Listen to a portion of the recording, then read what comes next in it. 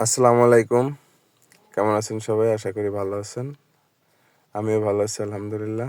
আল্লাহর অশেষ রহমতে।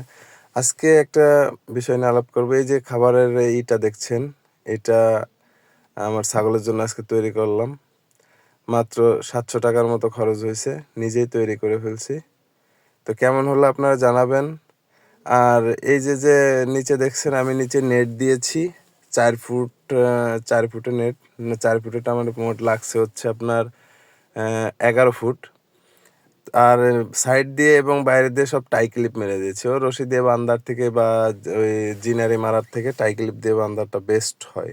এই কারণে আমি অনেক চিন্তা ভাবনা করে করলাম আর এটা নিজের থিওরিতে এইভাবে তৈরি করলাম। কেমন হলো সবাই জানাবেন। আর এখানে খরচের মধ্যে শুধু আমার নেটটা কিনা লাগছে আর কিছু ওই টাই ক্লিপের দাম তো কম।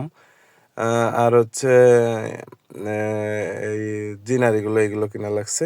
টোটাল মিলে আমার ৳৭০০ মতো খরচ হইছে এটা তৈরি করতে।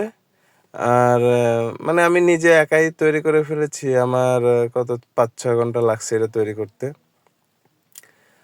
চিন্তা করলাম এইভাবে তৈরি করলে ছাগলে খাবার নষ্ট করবে কম। এরা হচ্ছে ছাগলগুলা মানে টেনে নিচে ফেলে দেয়।